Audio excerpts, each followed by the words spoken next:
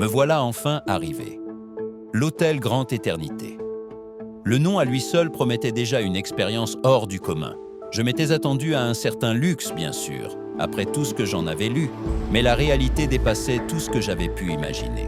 Le hall d'entrée était immense, un véritable chef-d'œuvre d'architecture classique, avec des plafonds si hauts qu'ils semblaient toucher les nuages. Du marbre partout, des dorures étincelantes et un silence. Un silence presque religieux, seulement troublé par le doux cliquetis de mes propres pas. Je m'approche de la réception.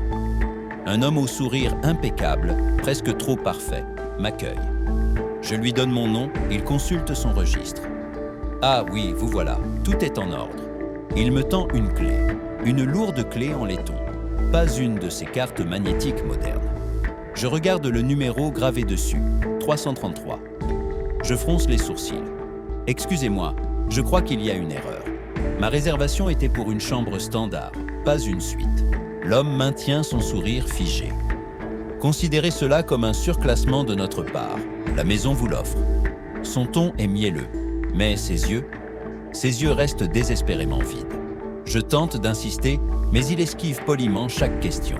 Vous verrez, la chambre 333 est spéciale. Profitez bien de votre séjour parmi nous. Intrigué et un peu mal à l'aise, je prends l'ascenseur. Les couloirs sont interminables, recouverts d'une épaisse moquette qui étouffe le moindre bruit. C'est chic, opulent, mais il y a quelque chose de dérangeant. Une impression de vide, comme si j'étais le seul client dans cet immense paquebot de luxe. Chaque membre du personnel que je croise me salue avec la même politesse excessive, le même sourire vide. Personne ne semble vraiment là. J'arrive enfin devant la porte 333. La clé tourne dans la serrure avec un déclic satisfaisant. Je pousse la porte et je retiens mon souffle. C'est immense. Un salon, une chambre, des fenêtres qui donnent sur une vue à couper le souffle. Mais l'air est lourd, stagnant. Je pose ma valise, je fais le tour de la pièce. Tout est impeccable. Trop impeccable. Pas une seule trace de vie.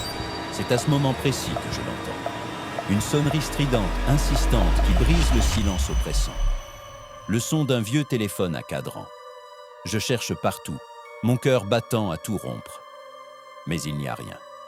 La sonnerie continue, de plus en plus forte, semblant venir des murs eux-mêmes. Il n'y a pas de téléphone dans cette chambre.